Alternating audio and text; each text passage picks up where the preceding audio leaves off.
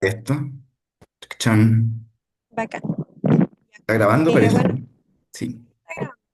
vale. Primero, saludar a todo el curso y espero que estén bien repetir un poco las palabras del profe, como realmente no se preocupen ni nada, es un control simplemente. Y aparte es una materia que puede parecer un poco compleja, pero finalmente son como las bases para entender eh, lo social. No sé si habrá gente de sociología este año en el curso, pero por lo menos sirve mucho en antropología social, eh, para ir comprendiendo de a poco como los fenómenos sociales en general y todo lo que nos rodea. Entonces, bueno, vamos a comenzar. Ya, Durkheim. Vamos a comenzar con Durkheim. Aquí les puse como un breve información. Él es francés, es considerado el padre de la sociología moderna. Para la gente que estuvo en el curso de filosofía el semestre pasado, probablemente se acuerden un poco cuando vimos todo el tema de los filósofos y los pensadores positivistas, etcétera. Bueno, sus textos más importantes son las reglas del método sociológico, que es el texto que ustedes leyeron, y el suicidio, que también es muy importante para comprender como el pensamiento general de Durkheim. Y bueno, también como dato freak o dato importante, mejor dicho, él sienta las bases del funcionalismo. Probablemente ustedes ya saben que él es tío de Marcel Mauss. No sé si habrán leído algún texto de Mauss ya, pero Mauss es el autor del texto del ensayo sobre el don, en donde justamente plantea em, que, bueno, no sé si ustedes lo leyeron, pero a lo que voy es que es muy importante como para comprender eh, finalmente la profundidad de el cambio que realiza Durkheim frente a los estudios de la ciencia social en general.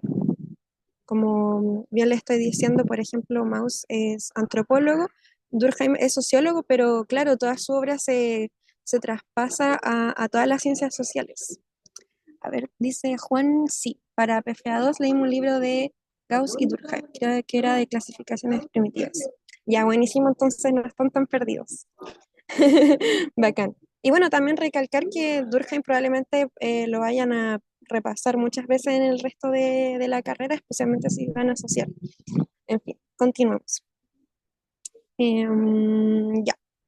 Entonces pasamos al tiro con el hecho social, que es el concepto principal y más importante para comprender el pensamiento de Durkheim. Entonces, Durkheim plantea que el hecho social serían como justamente estas maneras de actuar, pensar y sentir que son exteriores al individuo. Aquí es donde justamente se recalca como esta dicotomía entre individuo y sociedad. Ya no estamos hablando solamente de las personas como algo más bien colectivo, como por ejemplo lo plantea Toñez, que luego vamos a ver eso, sino que justamente se hace esta distinción entre lo que es personal de uno, el individualismo, y el comunitarismo, por así decirlo. Entonces, para no alargar más este tema, como las principales características justamente del hecho social que plantea Durkheim es que comprende una exterioridad. Es decir, estos elementos son, que son las maneras de actuar, pensar y sentir exterior al individuo, como bien les digo, son elementos que existen fuera de la conciencia individual. Es decir, como les digo, hay una conciencia más bien colectiva, hay una conciencia que va mucho más allá de lo que yo como persona puedo em, pensar, hacer, etcétera. Otra cosa muy importante es la acción coercitiva que tiene el hecho social.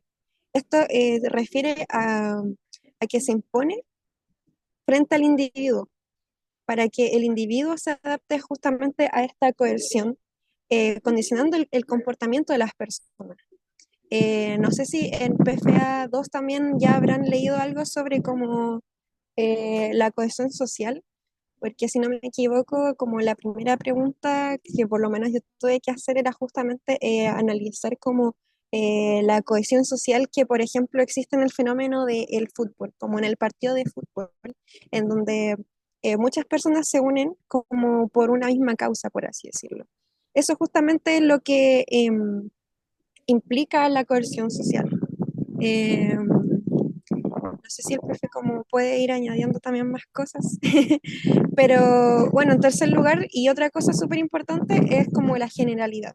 Y a lo que voy es como justamente hacer una vuelta a que todos estos elementos se refieren a algo común, colectivo, de muchas personas, de un grupo social, no necesariamente una sociedad, sino también puede referirse a un grupo social. Es decir, por ejemplo, puede ser tanto como de la sociedad chilena, pero también se puede estudiar a través de un grupo social, como por ejemplo, grupo social estudiantes Facultad de Ciencias Sociales o estudiantes Universidad de Chile, etcétera. Mm. Entonces, no sé si el profe quiere añadir algo por mientras. Sobre el fútbol, no sé si cacharon lo que pasó ayer. Yo sí, el Mm. partido de la U Dale, dale, en Argentina. cuéntanos, Amapola. Y sobre todo, que es un ejemplo como perfecto.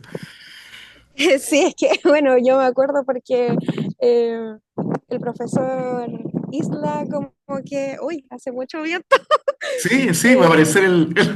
el Michelin volando.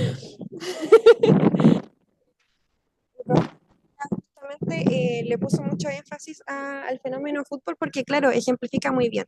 Entonces, por ejemplo, como trasladando ya estos conceptos a un fenómeno actual, podemos como pensarlo en por ejemplo, el partido de fútbol que sucedió ayer, en donde no sé si ustedes saben que hubo un incidente en donde, si no me equivoco, fallecieron hinchas de la U o si no están como en estado muy grave. Y Mm, eso justamente ha hecho que eh, no solamente la hinchada de la Universidad de Chile es como que esté junta, se haya cohesionado socialmente, sino que también, por lo que he visto en las redes sociales, otras barras también están como apoyando en la causa. Entonces, justamente el hecho eh, incidente en el partido de fútbol de ayer ha provocado que se haya generado una cohesión social eh, entre los hinchas de la U, pero también entre los hinchas del fútbol en general, del fútbol chileno, por lo menos.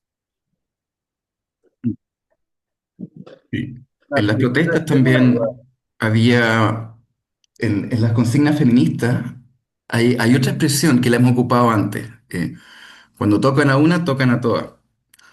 Nuevamente, es este sentimiento colectivo, ¿no? De una generalidad. Benjamín levantó la mano. Que es coercitiva en un sentido normativo, que establece límites, ¿no? Benjamín. Ah, sí, tengo una duda de concepto. A lo largo del texto, Durkheim habla del hecho social y también en otro momento describe lo que sería el fenómeno social, que es Mm, como cierto estado de alma colectiva, así lo escribe. Pero a mm, veces, más adelante, el texto termina como usando a veces fenómeno social para hablar de hecho social y hecho social para hablar de fenómeno social, entonces no me queda del todo claro si es que son lo mismo, son cosas diferentes, como que se terminan mezclando los conceptos conforme avanza el texto. mm, Entonces no me queda claro si son diferentes el hecho social del fenómeno social o son lo mismo. mm. Habría que ver el detalle de las expresiones. Mi intuición es que son sinónimos en la medida que tratan los fenómenos como hechos, o sea, como cosas. Si la expresión fenómeno social está siendo más bien genérico, podemos ser ambiguos, ¿no? En que está apuntando a algo que va a ser tratado como cosa. Pero efectivamente, cuando los hechos sociales en la concepción de Durkheim eh, formulan una fondo disposición intelectual de nuestra parte, ¿no? Nos sugieren eh, tratar aquello que circunscribimos como un fenómeno social, como lo social, ¿no? Tratar eso en los términos que él va a plantear a propósito de sus reglas. Y de hecho la primera regla es tratar los fenómenos sociales como cosas. Y podemos agregar rápidamente que en la medida que son externos y coercitivos por definición, la generalidad que emerge en el fondo de la propiedad de esa definición nos permite asimilarlos como cosas en un sentido general, por ejemplo, a través de la estadística. Pero la estadística no es la única herramienta, es quizá una de las más famosas, planteadas por Durkheim porque de hecho inicia la apropiación por parte de las ciencias sociales de una herramienta que viene de las matemáticas y de hecho que en esa época era naciente. Luego de la estadística descriptiva propia que ocupa Durkheim, sobre todo a principios del siglo XX, la estadística comienza en el fondo a tener una complejidad interna cada vez mayor, eh, que de hecho más adelante presupone en el fondo el uso, incluso hoy en día, de simulaciones sociales y en el fondo, algoritmos avanzados, cosas así. Pero el inicio, digamos, el germen de la idea y la potencia que Durkheim establece para la sociología, ¿no? En su nombre, es poder circunscribir fenómenos que en su generalidad expresen este aspecto coercitivo y externo de los hechos sociales y que en el fondo es eso que se puede confundir con y ser de hecho en el fondo objeto de otra ciencia, no confundir con otras cosas, por ejemplo con psicología o con geografía, etcétera. Durkheim lo va a afirmar para la propia sociología. Entonces, podemos ver, por ejemplo, en la violencia de los estadios, el tipo de fenómeno que uno de hecho puede no solamente medir estadísticamente, sino en primer lugar sentir como una fuerza coercitiva, ¿ya? O como el quiebre de esa fuerza coercitiva expresada en el fondo en el... y ahí hay una pregunta que podemos volver a mapolar, expresada en el fondo en la ambigüedad entre el quiebre del orden social, tal como en el fondo vimos en la imagen, pero al mismo tiempo, y quizás más importante, el refuerzo del orden social como fondo, eh, reacción, ¿no? O efecto de lo que Durkheim va a llamar anomia. ¿Ya? Entonces, vamos para allá y finalmente podemos volver eh, a lo que pasó ayer y pensarlo en términos de crimen, y pensar el crimen como un hecho social, ¿eh? Y pensar, en última instancia, qué le hace el crimen a la sociedad, entre comillas, en términos afirmativos o positivos, es decir, cuál es la relación entre el crimen y el orden social. ¿Ya? Y esa es una bonita conclusión para volver al tema del deporte. Y aquí te doy el pase a ti de nuevo. Sí, no hay problema, pero claro, como justamente ya pasando como más al análisis sobre qué se refiere el hecho social específicamente. Entonces, claro, Durkheim propone como esta serie de reglas para estudiar los hechos sociales, con la misma objetividad que un científico estudiaría un fenómeno natural, por ejemplo. Entonces, la regla como fundamental en este caso sería la que ya hemos dicho muchas veces, los hechos sociales como cosas.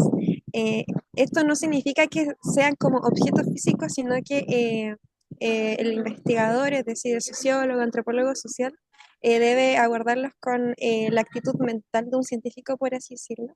Es decir, como objetivamente, evitando las prenociones, los prejuicios y las suposiciones subjetivas. Entonces debe estudiarlos como desde afuera, analizando justamente como estas características observables o medibles, eh, como por ejemplo las estadísticas que mencionó el profesor. Entonces, como primera regla, por así decirlo, está justamente este factor de observación, de poder analizar el hecho bajo como un indicador observable. Es decir, como un estudio, por ejemplo, en el caso de la antropología social, se acerca más como a una etnografía, por ejemplo, en donde uno está justamente haciendo un análisis de un fenómeno social, eh, como dejar registrado de alguna manera, como basar el estudio en el registro que existe del fenómeno social. Entonces, por ejemplo, en el caso de justamente los sociólogos, como recurren mucho más como justamente a datos estadísticos, a estudios. En el caso del antropólogo social, es el antropólogo quien va justamente a hacer esta observación de determinado fenómeno social. Eh, entonces, justamente es importante como tener una especie como de antecedentes, como de evidencia, como de tener tener textos, tener información al respecto de lo que uno está estudiando, no solamente bajo una manera más bien subjetiva del hecho. Entonces, se puede hacer un poco la comparación en, por ejemplo, nuestra vida personal, podemos como analizar de una manera justamente subjetiva. En cambio, eh, nuestra vida personal puede venir otra persona, tomar muchos antecedentes de otras partes y justamente analizar, por ejemplo, la conducta que estoy teniendo, por ejemplo, en la sala de clase y el investigador va a tomar información acerca de, qué sé yo, em, eh, psicología juvenil, como metodología de la educación, etcétera, etcétera. Va a juntar todos estos elementos como para justamente poder analizar el fenómeno estudiante en una clase. Pero vamos como con las otras reglas también. Hay otra cosa muy importante que es hacer una distinción entre lo normal y lo patológico. Bueno, en este caso Durkheim argumenta que para una sociedad un hecho social es normal cuando es general en una fase determinada de su evolución, por así decirlo, y cumple con una función social necesaria. Entonces, justamente aquí entra el tema del funcionalismo. Eh, es patológico en cuanto es excepcional y disruptivo para el funcionamiento social. Por ejemplo, se puede evidenciar con el texto del suicidio de Durkheim, en donde justamente analiza el suicidio no como un fenómeno personal de cada persona, porque, bueno, claro que puede ser un problema de cada persona, sin embargo, también se puede estudiar algo tan personal como el suicidio de una manera más bien eh, social, como un fenómeno social o colectivo. Entonces, por ejemplo, esta distinción le da a la sociología una herramienta para diagnosticar como, por así decirlo, el estado de salud de una sociedad, en donde lo normal sería justamente como que todos vivieran. Sin embargo, existe esta patología de un suicidio y no sé si el profe en las próximas clases va a hablar también sobre el caso de los suicidios colectivos, que es súper interesante también como para poder comprender eh, esta dicotomía entre lo que es normal y lo que es no normal que plantea Durkheim. Bueno, aquí también se le puede dar como un montón de vueltas también, es súper interesante. Pero en fin, otra cosa súper importante para poder comprender a profundidad el tema de los hechos sociales como cosas es también la regla como de la explicación causal. Para explicar un hecho social hay que buscar su causa en otro hecho social anterior y no en estados de conciencia individual. Entonces, ¿a qué me refiero con esto? Es que justamente utiliza un principio de causalidad. Por ejemplo, sigamos el ejemplo del suicidio. El suicidio, eh, a grandes rasgos, proviene de otro problema anterior. Entonces, por ejemplo, recuerdo que el profesor Marcelo, cuando yo estaba cursando primer año, habló también de Durkheim y de todo esto. No sé si a ustedes le habrá comentado en clases también.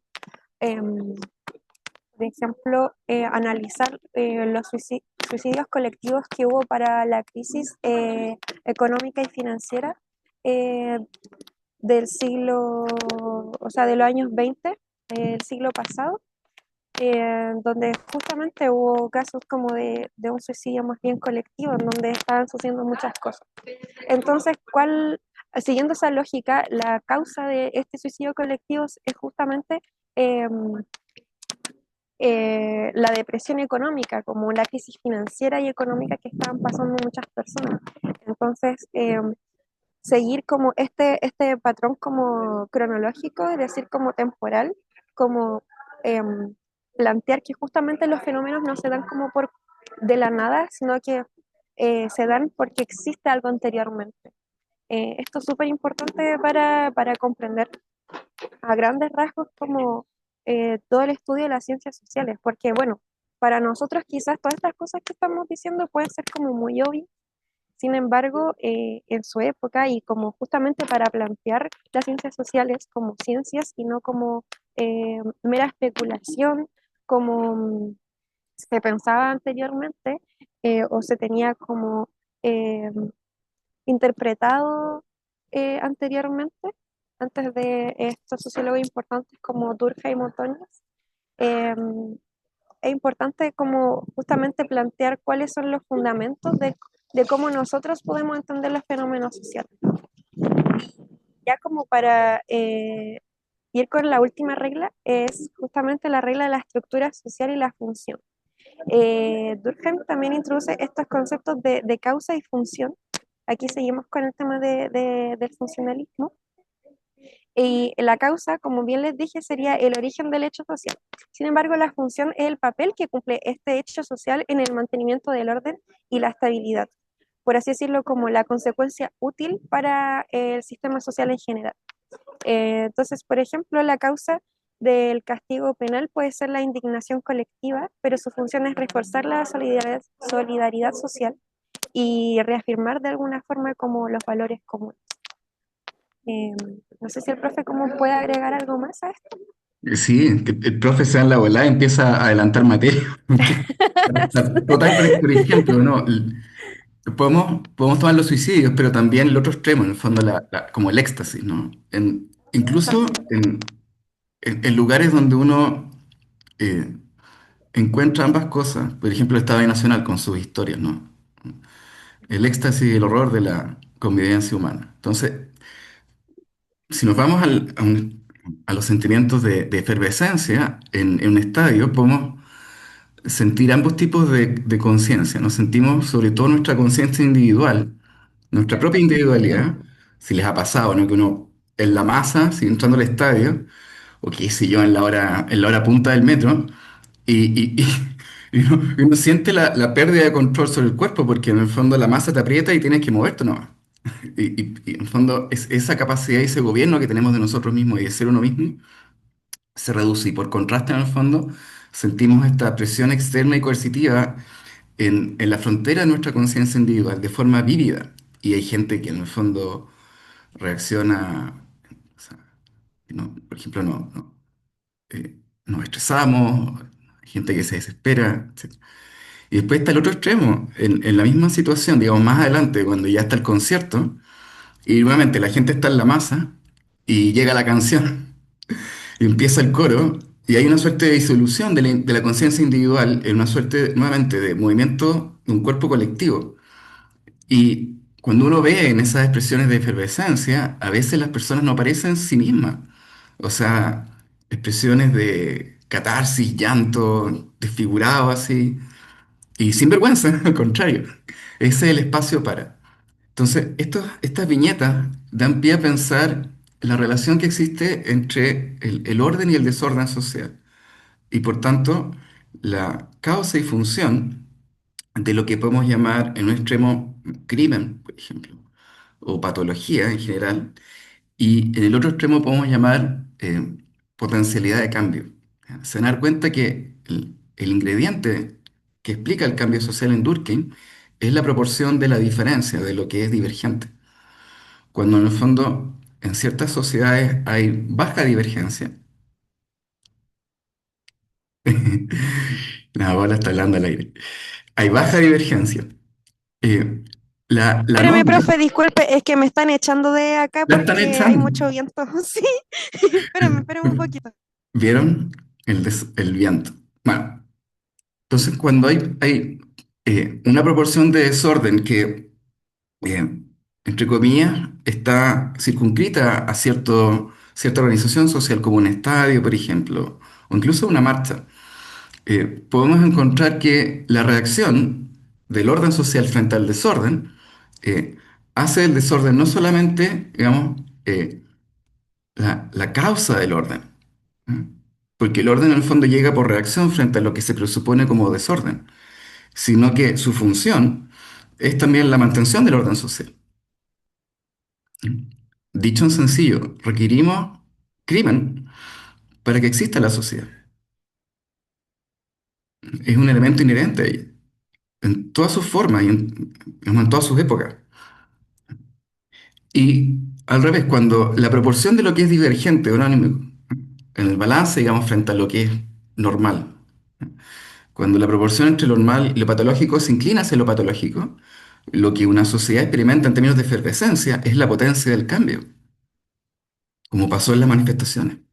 Entonces, la proporción de lo que es patológico es el ingrediente secreto del cambio o la conservación del carácter social bajo cambio constante.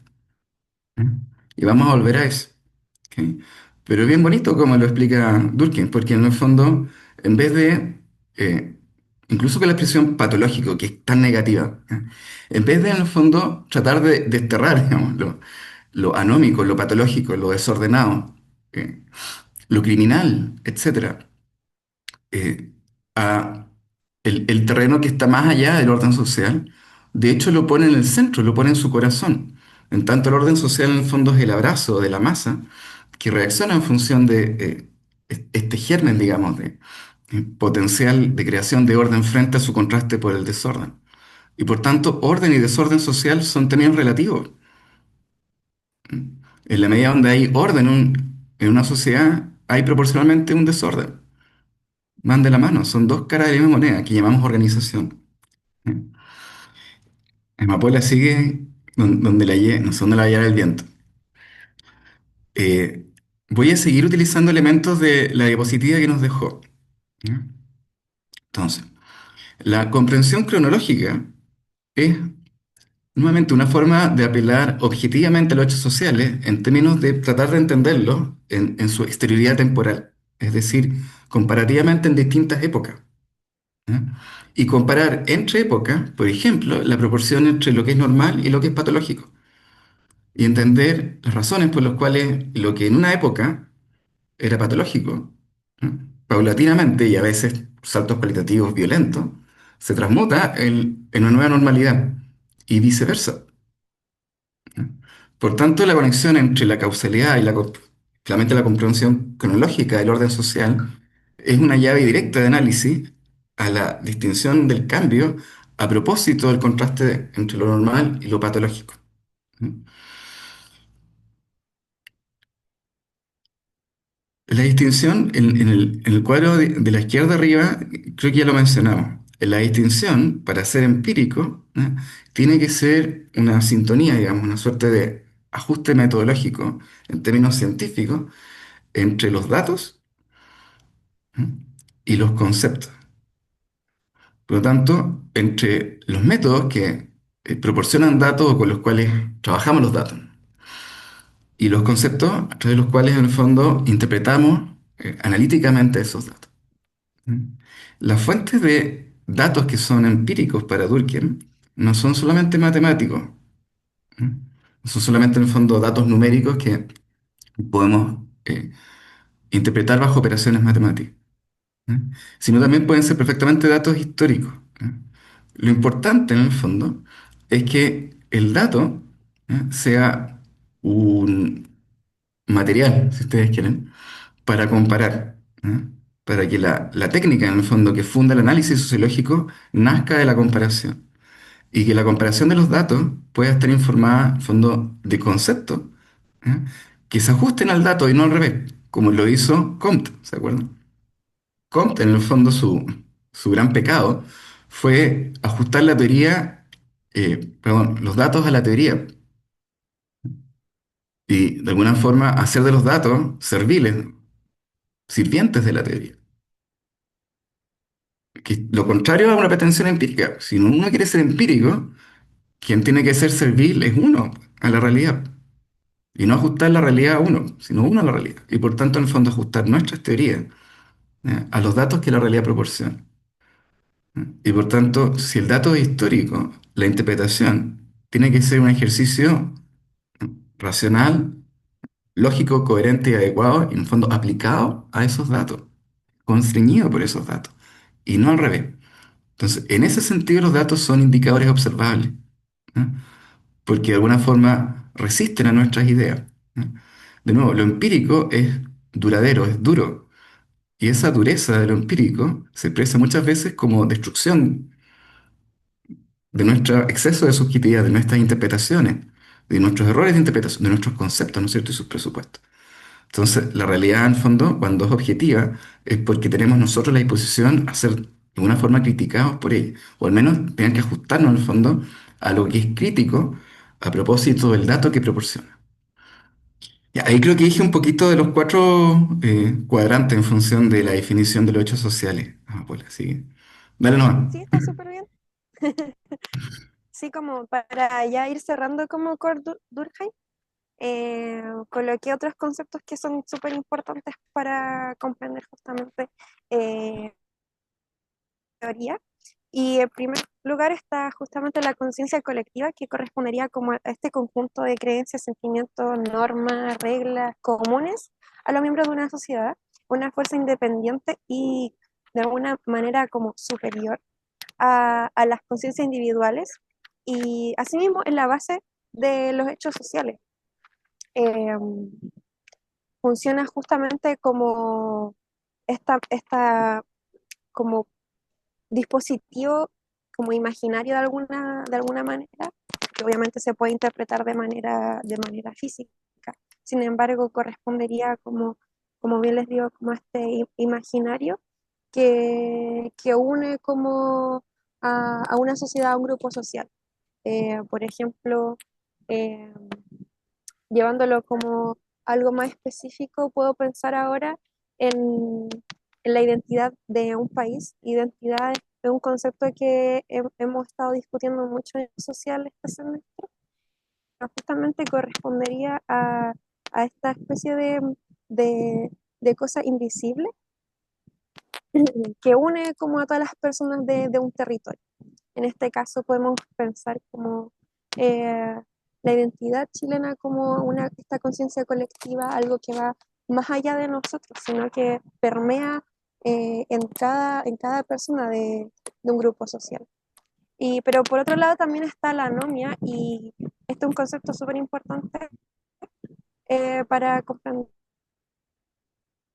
a Durkheim y refiere justamente a esta regulación social, donde los individuos no tienen claros los límites de sus conductas y ocurre en periodos justamente de crisis o cambios sociales y que puede llevar justamente a estos comportamientos patológicos que hablábamos de antes, como el suicidio anómico, por ejemplo. Entonces también, claro, es súper importante y fundamental tener este concepto presente como una especie como de disruptor de lo que sería como la normalidad, por así decirlo. Si el profe como quiere agregar algo más, yo hice como muy resumido de los conceptos y el PowerPoint en general. Sí, yo había dicho un poquito de anomia hace un ratito y calificando la anomia en el fondo en su doble carácter, ¿no? Que por un lado tiene la anomia un carácter fundacional de lo social.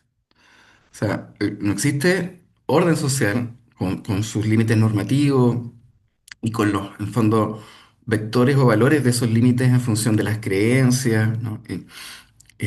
Y sobre todo las tradiciones y los hábitos que están en el receso de nuestra mente, lo que hacemos, como decía un poco Mapola, invisiblemente porque de hecho lo hacemos silenciosamente. Y sin embargo está ahí, insistentemente en nuestra repetición ciega. En ese sentido, Durkheim va a hablar que lo social es primordialmente mecánico. ¿eh? ¿Se entiende?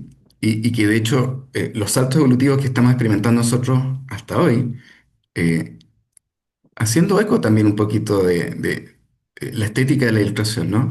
Es de hecho una suerte de refinamiento o un despertar, ¿no es cierto? Una ilustración en donde hay una suerte de evolución cualitativa de un mero mecanismo no ciego, digamos, a una organización que es reflexiva, ¿ya?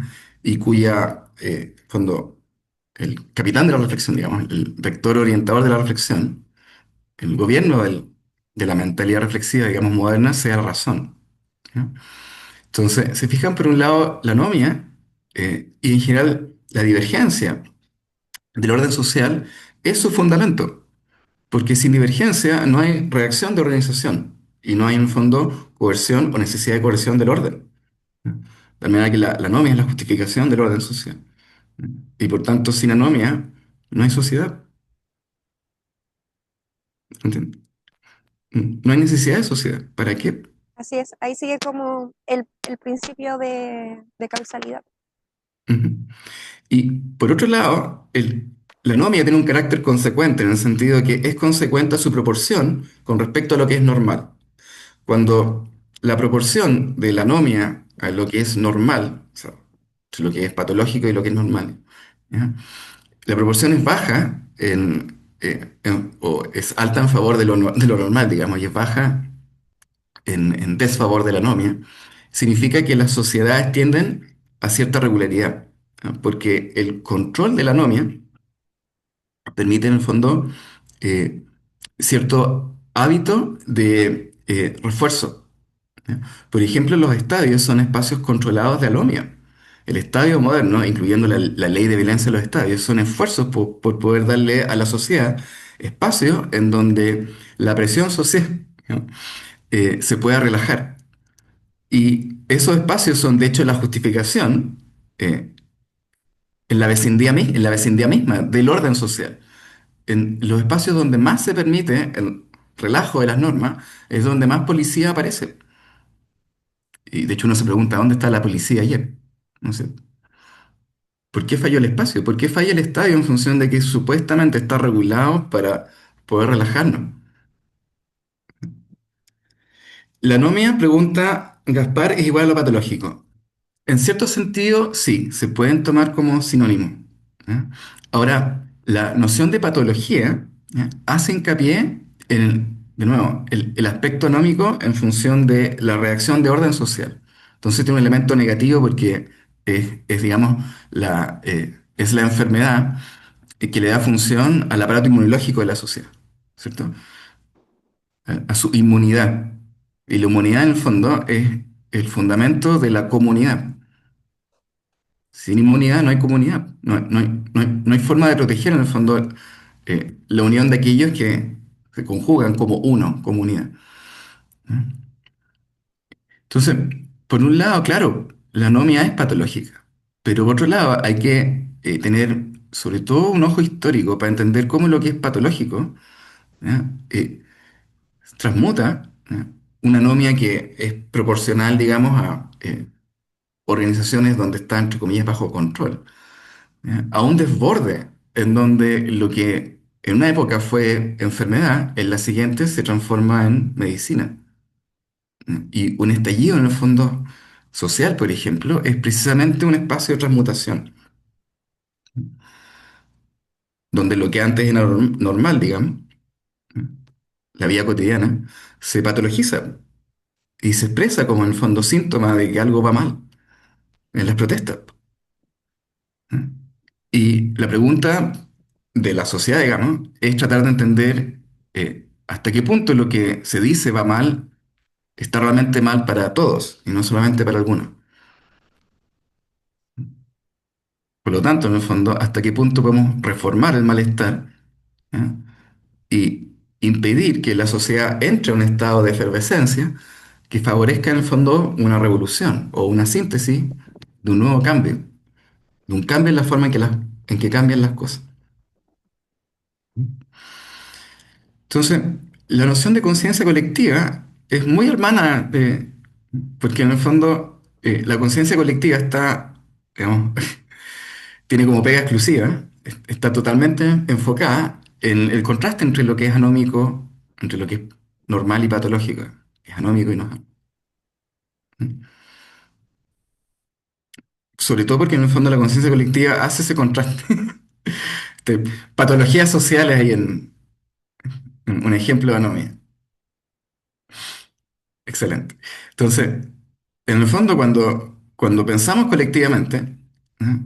O como Marx va a llamar, cuando tenemos conciencia de clase, en el fondo, ¿no? Estamos en el fondo eh, pensándonos a nosotros mismos eh, en la multitud, digamos. Estamos en cierto sentido pensándonos más allá de nosotros mismos, ¿no? Entonces, cuando en el fondo la conciencia colectiva experimenta efervescencias, digamos, donde existe potencial revolución. O sea, un salto evolutivo en la forma social y no simplemente en el fondo un restablecimiento por reforma de en lo que es normal, digamos, y una regulación de lo patológico bajo esas mismas formas. Cuando en realidad hay un salto evolutivo que usualmente llamamos revolución y no reforma, la conciencia colectiva, de hecho, está entretenida con el futuro. No está entretenida en el fondo con el contraste inmediato entre lo que yo soy y dónde estoy parado en el colectivo. ¿Por qué? Porque en el fondo ese contraste entre la conciencia individual y la colectiva, desde la conciencia colectiva, ¿no? Pensando en lo que es, o sea, desde la conciencia individual, pensando en lo que es colectivo, afirma nuestro propio comportamiento. Pues estamos todo el rato pensando si nos van a castigar o no. ¿Se entiende?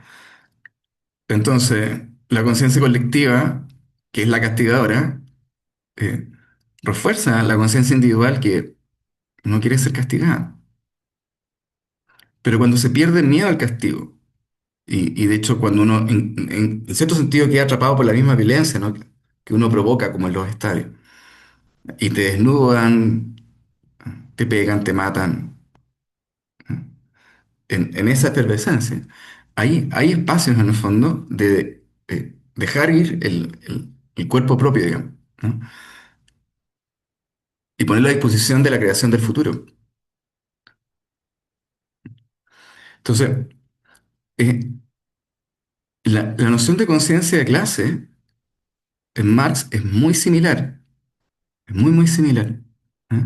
Pero tiene un ingrediente que lo vamos a ver en la siguiente unidad que es distinto. ¿Eh? Quizás lo más importante acá es, en el fondo, entender que la conciencia colectiva es el tipo de experiencia por el cual sentimos los hechos sociales como externos y coercitivos. Cada vez que sentimos presión social es porque nuestra conciencia está operando el colectivo. Y por contraste, en el fondo, reforzamos nuestra propia posición individual, sobre todo para que no nos castiguen. ¿Ya? Y como última cosa, el salto evolutivo que llamamos modernidad es la conciencia colectiva de que, en el fondo, el mejor castigo, ¿ya? No viene de la comunidad al individuo, sino viene del individuo sobre sí mismo en sociedad. Y por tanto, la sociedad moderna es mucho más económica en términos de que dispone menos recursos para la violencia física contra el individuo y los refina en función de una violencia que es más simbólica, incitando a la persona a ser el policía de su propio, ¿no? de su propia experiencia, en el fondo, ¿no? A hacer las tareas como le enseñan a los niños, ¿no? No tanto porque si no las hacen les van a pegar, ya no se les pega, ¿no? ¿No? Sino porque en el fondo la conciencia colectiva y lo que es normal en sociedad opera por seducción. Quizá el argumento más genial, y con esto termino, Poli, el argumento más genial de Durkheim es entender que para Durkheim el orden social moderno funciona por seducción. Lo que llamamos en fondo sociedad moderna, todo un aparato estético, ¿no es cierto?, para estimular nuestra disposición a ordenarnos por nosotros mismos y a costa de nosotros mismos. Verso en el fondo el orden como premoderno, preorgánico de la, en fondo, como la sociedad actual, en donde la conciencia colectiva gastaba enormes recursos en castigar físicamente los cuerpos para que se ordenaran. Es amapola. Ya, bacán. Bueno, eso es como sería finalmente como la materia de Durkheim, que después ya empecé con Tonies, Tonies, ¿cómo se pronuncia? Tonies. Bueno, en fin, ya. Bueno, pasando con Ferdinand Tönnies, breve introducción, alemán, es aproximadamente de la misma época de Durkheim, sin embargo, él tiene otros enfoques como más filosóficos. De hecho, es filósofo, también es filólogo, arqueólogo, historiador, en fin, una combinación de muchas ciencias y humanidades. bueno, su texto como más importante, y es el extracto que ustedes leyeron, es el de Comunidad y Sociedad. Y, bueno, aquí, ¿qué quiere hacer?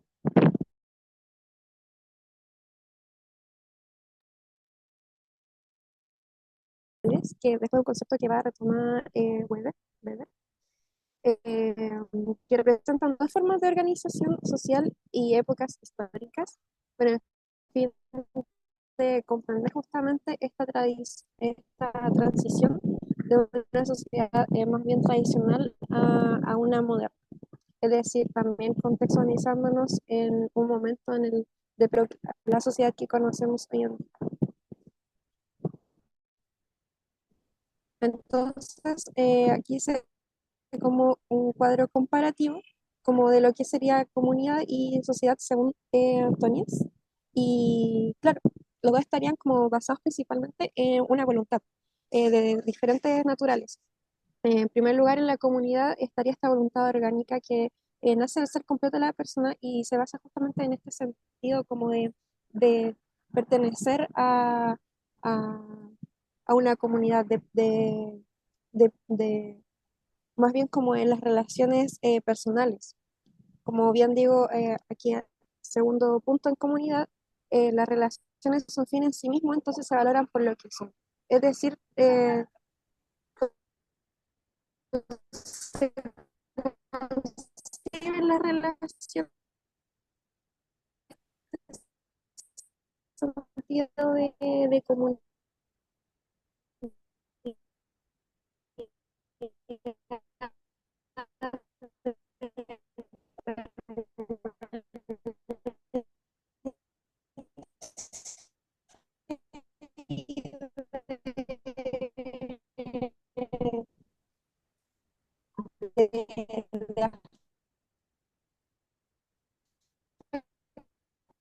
¿Que me corta a mí?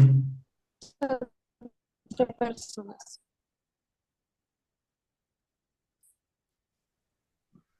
Aquí he trabajado también en PFS corta. Sí, ahí estás volviendo. ¿Se escucha bien? Está cortadito, para mí al menos. Ya. Sorry, no sé qué pasa. No, ahí volvió. Ya. Oye, no sé si para el resto de la gente. Bueno, Bueno, en fin. Eh, pues, finalmente es como un poco lo mismo que aparece en el cuadro. Alguien preguntó algo. Para mí quedó pegado desde relaciones. Ah, ya. Que las relaciones son algo importante para justamente construir este sentido de comunidad, este comunitarismo, este sentido de pertenencia en un cierto lugar. Entonces justamente se relaciona mucho como, ahí bien puse en el cuadro, territorialidad, que vendría siendo justamente como una unidad vecinal, como bien les digo, un vecindario. También se puede dar justamente, por ejemplo, en el contexto universidad, como comunidad Faxo, se habla mucho de la comunidad de Facultad de Ciencias Sociales.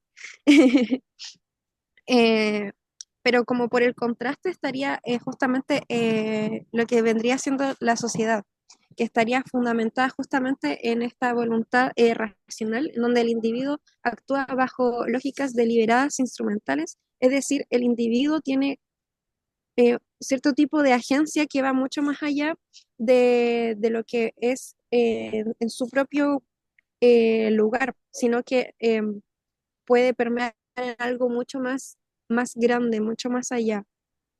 Entonces, para comprender mejor esto, las relaciones son medios para un fin. Se valoran por su utilidad. Por ejemplo, en el caso de empleador y empleado, también esto tiene mucho que ver justamente con el interés individual, que los lazos sociales son mecánicos. Entonces, siguiendo el ejemplo de empleador y empleado, em, estaría justamente la relación sería un medio, una manera de como establecer justamente las lógicas como de trabajo, Entonces, aquí está muy mecanizada esta relación, ya no me estoy relacionando solamente como yo como persona estoy haciendo una labor y me pagan, sino que también está, por así decirlo, mediado bajo ciertas lógicas, bajo ciertos términos. En este caso sería una sociedad occidental moderna, estaría justamente emplazado bajo la-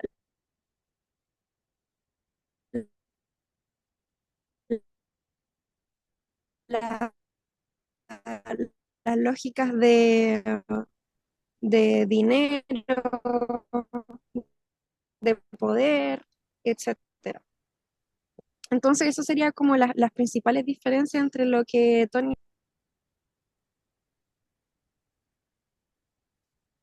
Ay, se quedó pegado también. Sí, voy a repasar a Mapalan otro bit, porque se te entiende por goteo, que va bien el audio y de repente se pega y de repente se actualiza con una gota completa donde hablas Ya, vale. eh, como Alvin y las ardillas, así súper rápido. Entonces, voy a resumir y lo voy a hacer un poquito a mi pinta, ¿no? Porque el contraste entre comunidad y sociedad también es un contraste entre conciencia individual y colectiva, la forma en que su relación cambia. ¿Eh? En la comunidad, la conciencia está dividida en dos, incluso la conciencia colectiva, por decirlo así. Entonces, por un lado, tenemos, en fondo, la conciencia colectiva de lo que Amapola nos lista acá, en el fondo de esta vida orgánica, un poco naturalizada en el sentido del hábito, ¿no? Del refuerzo, nuevamente, mecánico, diario, copresencial, tradicional, a veces por generaciones, ¿eh? De repetición, que en un sentido de pertenencia nos entregan estos afectos, ¿no es cierto?, de eh, encontrarnos intensamente similares junto a otros, en familia, en el barrio, entre amigos, ¿eh? E incluso entre, en esa época no se ocupaba la palabra colega, ¿no es cierto?, pero entre trabajadores. Tampoco se ocupaba la palabra trabajadores per se, ¿eh? Pero en el ámbito del trabajo, ¿no es cierto? Eh, en comunidades de trabajo, si ustedes quieren. Entonces uno tiene todo esto, en fondo, valores positivos que están en la mitad de nuestra conciencia, en una mitad de nuestra conciencia colectiva. Porque en la otra mitad, nuestra conciencia colectiva le está tocando la puerta a nuestra conciencia individual en función de la alternativa. De hecho, brutal de perder todo ese afecto, de perder nuestro lugar de pertenencia y quedar totalmente condenados a estar pagando en el fondo, expulsados del territorio, expulsados de la protección, fondo, de estas unidades sociales mecánicas. Se nos fue Amapola. Y es el terror, en el fondo, a quedar fuera. Y es un terror que se refuerza muchas veces por castigo frente a la desviación que te acerca a la afuera. Y la sociedad, en el fondo, brutalmente vuelve a ordenar a la persona, apelando a ese lado de su conciencia individual que le toca la puerta, al vacío, en el fondo, de ser individuo y de quedarse solo. Entonces, es bien curioso porque de alguna forma la vida en comunidad naturalmente apela en el fondo a cierto aspecto de nuestra conciencia individual, ¿ah?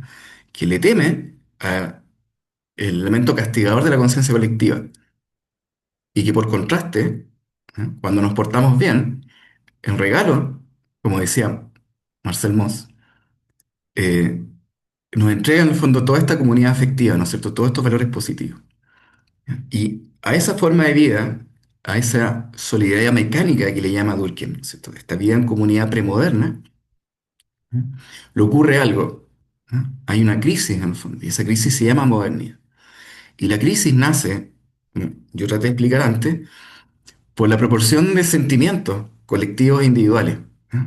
Y en la efervescencia como colectiva que puede generar, en el fondo, un sentimiento naciente, en donde el horror, digamos, y el temor, incluso al castigo, ¿no es cierto?, y a la soledad y al vacío individual, se transmuta por efervescencia, tal como ocurre en los conciertos, y donde nos asimilamos a la masa, y curiosamente en esos espacios de transmutación, ¿no?, de revolución, es donde somos, entre comillas, más sociales, Porque más nos olvidamos en el fondo del castigo comunitario, ¿no es cierto?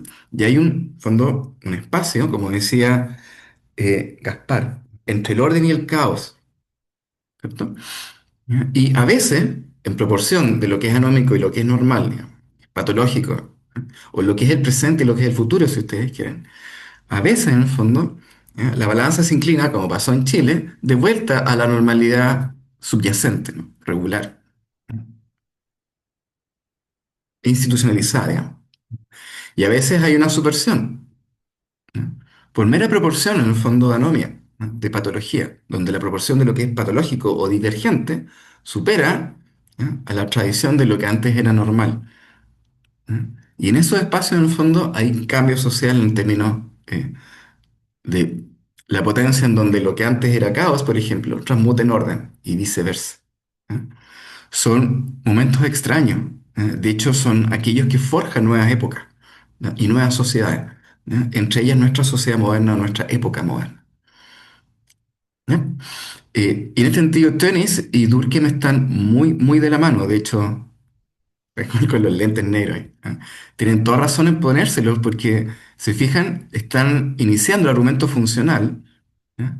Que es típicamente conservador, que justifica en el fondo el aparato conservador que regula la proporción de divergencia, patología o anomia que hay en la sociedad. Dale, Amapola, a ver, veamos cómo va tu conexión.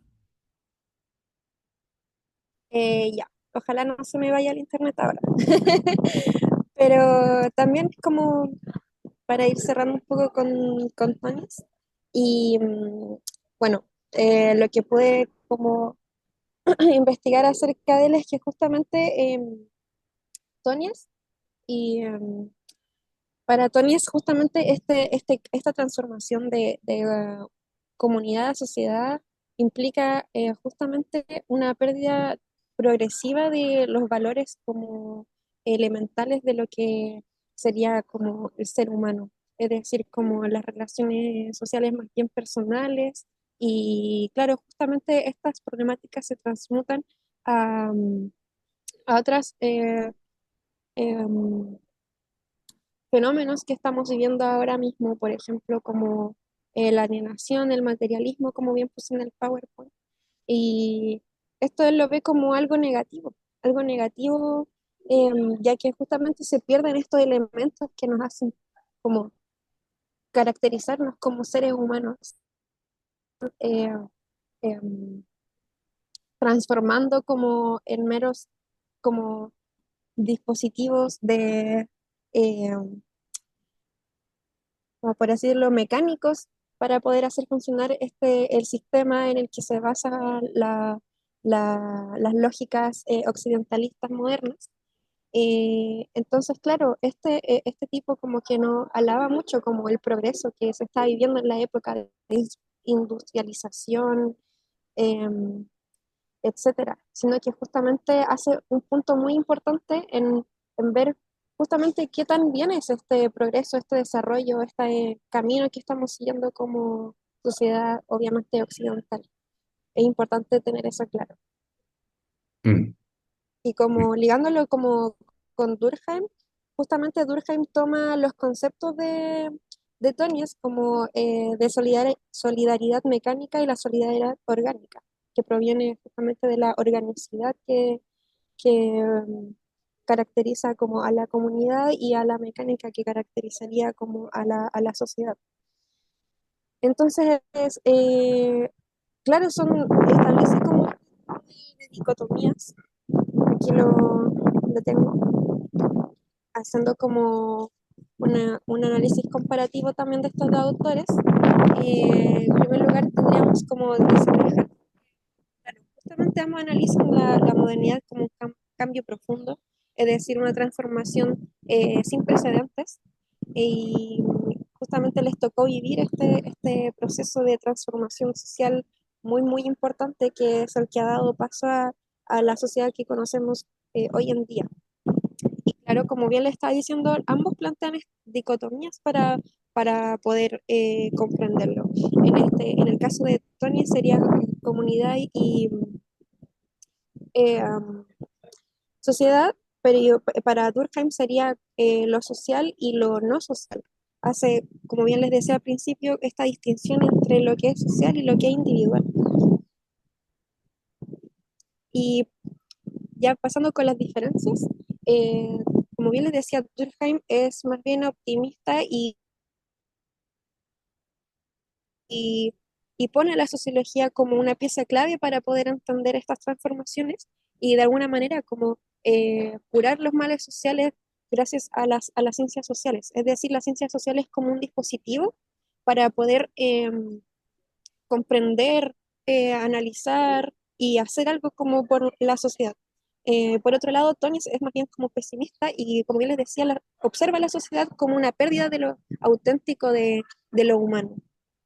Entonces, aquí es súper importante como tener en cuenta cuáles son las dos posiciones que tienen estos autores, porque, claro, eh, Tonies hace como una especie de crítica, sin embargo, Durkheim también toma esta crítica, como bien les decía, y transforma los conceptos de organicidad y mecanicidad para poder seguir explicando las ciencias sociales y, claro, más que nada tener presente cómo estos autores reflejan una base muy importante para el desarrollo de la ciencia social en general, ya que establecen preceptos y conceptos para poder comprender los fenómenos sociales más allá de las especulaciones, hacer una diferencia entre lo que es filosofía, psicología y establecer justamente lo que sería la disciplina sociológica y que deviene también en la antropología social. Yo creo Mm, que eso es como lo más importante que por lo menos el curso tenga como presente, eh, ya que, bueno, yo personalmente considero que es demasiado importante tener justamente estas herramientas presentes para poder seguir construyendo un análisis mucho más crítico de los fenómenos sociales actuales. mm, Entonces, claro, me imagino que en el ensayo van a tener que eh, contrastar justamente estas ideas del hecho social y de Tonies en un fenómeno más actual. Entonces, claro, es súper importante tener presente cómo estos conceptos que ya tienen más de años, ¿cuántos? 130, 140 años, siguen siendo muy importantes para poder entender lo que estamos viviendo hoy en día. Eh, y eso sería. No sé mm. si el profe quiere añadir algo más. Sí. Gracias, Manuela. Está en la última diapositiva, la palabra curar, yo la mencionaba en clase porque licita casi este como personaje que a veces hacemos en ciencias sociales, donde nos vestimos como de doctoras y enfermeros del cuerpo social, ¿no sé? Doctores. Y en el fondo nos dedicamos a hacer Sí, diagnósticos, sí, ¿cachai? Y tratamientos con políticas públicas o con innovaciones. Y mientras más en el fondo eminentes son estas autoridades científicas sociales, más profundos, ¿no es cierto? Y sistemáticos son sus diagnósticos. Y uno se pregunta, es como, no sé, po, quizás ellos son el problema, po, de partida. Es el pesimismo de tenis, ¿no es cierto? Bueno, ¿qué significa lo auténtico también en primer lugar? Porque el presupuesto un poquito de Durkheim es que el regalo de la modernidad que se lo da al individuo a sí mismo cuando vence, ¿se acuerdan? En el momento de efervescencia, vence en el fondo su propio horror al vacío, ¿no? Como decíamos en clase, así más metafísico, vence en el fondo, miedo a la soledad, ¿no es cierto? De la pérdida de la vida en comunidad, con todos sus regalos, con toda su naturalidad y sus afectos. Lo que gana en el fondo es autonomía individual, y ese es el regalo de la modernidad. Pero, por ejemplo, acá nos pregunta, hoy estoy tan piti, Elena, si no me equivoco, ¿por qué sin anomia no hay necesidad de sociedad? Porque incluso en la sociedad moderna, de hecho, la anomia sigue estando ahí, lo que pasa es que se transmuta. Lo vamos a ver con el suicidio, por ejemplo. Les voy a dar un ejemplo para adelantar el material. Hay varios tipos de suicidio que Durkheim sistematiza, ¿ya? Y lo sistematiza en función del contraste entre comunidad y sociedad. De manera que la gente que se suicida por ciertas razones en comunidad eh, lo hace por razones distintas en sociedad, pero bajo mecanismos que son similares, o pérdidas de elementos que son similares en ambos tipos de organización, comunitaria o societal. ¿Mm? Por ejemplo, cuando Las normas no aprietan lo suficiente, cuando no son lo suficientemente coercitivas. ¿Ya? En comunidad, cuando las normas en el fondo son deficientes, las ovejas se te escapan y se te tiran por el monte. Y ¿qué tipo de pastor eres como sociedad si tus ovejas en el fondo, al minuto que pueden, se saltan la reja y prefieren en el fondo la muerte? Chuta, quizás no deberías dedicarte a la agricultura, pues no sé, pues, a la sociedad, digamos, ¿eh? Eres un mal pastor de tus ovejas. Entonces, en comunidad hay ciertos suicidios en el fondo que tienen que ver precisamente por eso. O al revés, también tienen que ver porque las reglas aprietan demasiado. ¿Eh? Y aquí los típicos suicidios colectivos que creo que mencionábamos al principio, ¿no es cierto? Cuando la gente se suicida en comunidad, ¿visto? Esto es como eventos, ¿no es cierto? Y todo tipo de comunidad, incluyendo comunidades en la modernidad. ¿Eh? De que el fin del mundo, que se, usualmente por razón religiosa, en Chile también, Antares de la Luz, clásica, sí, un montón de ejemplos. Y lo hacen en masa, entre comillas, ¿no? Colectivamente. Es porque en el fondo las reglas, las normas sociales, la coerción es tan fuerte que te roban en el fondo, nuevamente, todo horror a la pérdida de tu propia vida, pues al vacío en el fondo ¿eh? De incluso perder tu soledad, no solamente perderte en tu soledad, sino de perderla por completo. Te anula eso. Y uno, en nombre de la comunidad, entrega la vida. Entonces, cuando uno ve esto en las sociedades modernas, y nuevamente por el regalo de autonomía, que es aquello que tú se está sospechando pesimistamente, ¿sí? Porque sospecha que en el fondo perdemos autonomía, pero eso significa que también hay algo de carácter auténtico que se pierde, de algo que es auténtico en términos de la vida en comunidad, ¿no es cierto? Eh, donde lo que es auténtico no es simplemente mío, ¿no? Sino que es un acto creativo que hacemos todos y que nos regalamos entre todos. En cambio, cuando uno lo hace de forma autónoma y solo, digamos, somos el autor de nuestra propia individualidad y por tanto, en el fondo, ¿no? Quizás podemos mentir, engañar, deformar, la típica doble vía social moderna, ¿no es cierto?, que carece de autenticidad por esta razón. Entonces, Turing también es pesimista en el sentido precisamente esto, de que, por ejemplo, cuando la sociedad moderna aprieta muy poco, ya no es tanto la coerción en función de las reglas cara a cara, sino más bien es el salto en función de la autonomía de los individuos, que ahora deben ordenarse en función de normas abstractas y no de personas concretas, o sea, de la ley, en el fondo. Tienen que respetar una cosa que en el fondo es un bluff, una palabra así que flota en el aire, una ley. ¿Eh? Y a veces la respetan y a veces no, porque la ley no está encima mirándote cara a cara y a veces hay digamos, hay una cámara o hay un policía escondido, pero uno nunca sabe si está durmiendo la persona o detrás de la cámara o detrás del auto, comiéndose una dona. No sé. Pero en cambio en la comunidad, pucha, ¿qué sabemos? Porque sabemos que el vecino sapo no se le pasa una. Es peor que internet así espiándote. Entonces, en el salto evolutivo a la sociedad moderna, los problemas de lo que antes eran en el fondo eh, problemas de orden social por términos no tanto como de regulación orgánica, ¿no? Sino de normalización mecánica. Cuando los problemas son orgánicos, es decir, cuando están en teoría moderna en la ley,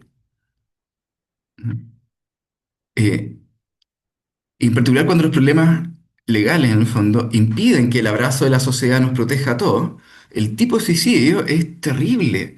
O sea, hay unas historias del terror acá, yo creo que nos hemos metido, este año no vamos a hacer ensayo del suicidio, porque nos hemos metido unos cachos, o sea, con, por ejemplo, historias de la típica pareja de personas jubiladas que no le alcanza, porque en el fondo el aparato de protección social es tan mediocre que no abraza en el fondo a las personas envejecidas. La sociedad en el fondo no está bien coercionada en términos de regulación social. Y la red de protección social los deja fuera. Y en la celebración de, en el fondo, la autonomía individual, cuando se pierde el abrazo, la persona que no te alcanza se suicidan juntos las parejas. En Argentina ahora estaban peleando el tema de que querían cortar el cuento para los discapacitados, es lo mismo, lo mismo. Eres discapacitado, eres envejecido, arréglate solo. Ese es el regalo de la modernidad, ¿no es cierto? Entonces, quizás esta individualidad moderna debería venir también en el fondo con una suerte de balance, ¿no es cierto? con lo que presupone que es la regulación social eficiente. ¿Ya? Y viceversa, en la modernidad, cuando la regulación es demasiado fuerte, de nuevo, sobre la experiencia individual, la persona no puede en el fondo diferenciarse, igual como en la comunidad, que no puede diferenciarse en el fondo del llamado de divino, no puede diferenciarse en el fondo de la curva del mercado. Y cuando el mercado y la curva van para abajo, la persona se tira por el edificio para abajo. ¿Entiendes? Y se suicida por exceso de regulación, que no es capaz de como de regularse orgánicamente. ¿Ya? Vamos a volver a esto más adelante, pero yo creo que con esto que hemos conversado, y vuelvo a agradecer a Amapola, es suficiente para que les vaya súper bien. Nos quedan 8 minutos para las 2. Yo sé que hay hambre, pero si quieren, podemos revisar rápido el control del año antepasado, que es un control más sencillo de verdadero o falso. Entonces les puedo eh, ir contando las preguntas Profe. y vamos viendo si es verdadero. Podemos, podemos con Amapola, a ver si es que la chuntamos, porque yo no tengo los resultados. No, profe, disculpe, es que se me va a acabar ya la batería del compu, así que y no, Yo tampoco remato. tengo buena señal, entonces ya, perfecto. Oye, pero Eso, estuvo chao perfecto. chiquillos. Muchas gracias. Ya, qué bueno, no hay de qué. Ahí estamos hablando, cuídense todos Chao, y chao. éxito. La ayudante tenía su propio ayudante al lado. Ayudante misterioso. Ya. Les voy a compartir. ¿Dónde está esto?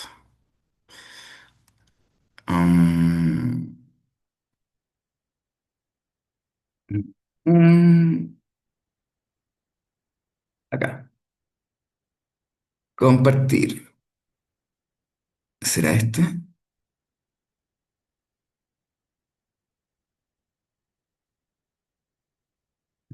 No, no es. No, Gabriel. Denme un segundo. Se nos vamos a dar 2 minutos. Mm, mm, mm. Acá está. Me acordé dónde lo dejé. A Gabriel y compartir. Mm, acá está. Ya. Deben estar viendo. Entonces, el control de lunes va a ser más difícil porque eh,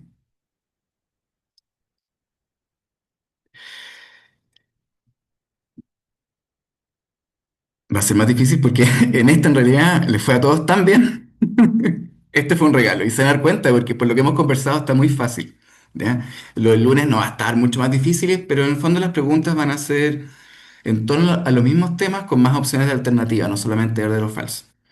Pero por ejemplo, si ahora preguntamos, ¿no? O afirmamos, un hecho social es toda forma de actuar, pensar y sentir interior al individuo y dotado de un poder de coerción, ¿verdadero o falso?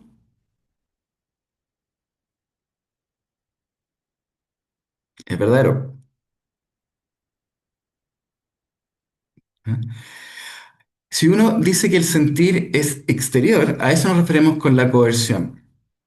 De nuevo, la coerción de la sociedad se siente en la conciencia colectiva. Y la conciencia colectiva son nuestras formas de actuar, pensar y sentir, ¿ya? Que se conforman a esta coerción, ¿ya? Que se ajustan a la presión. ¿Ok? Luego, la solidaridad mecánica es característica de las sociedades modernas y altamente diferenciadas.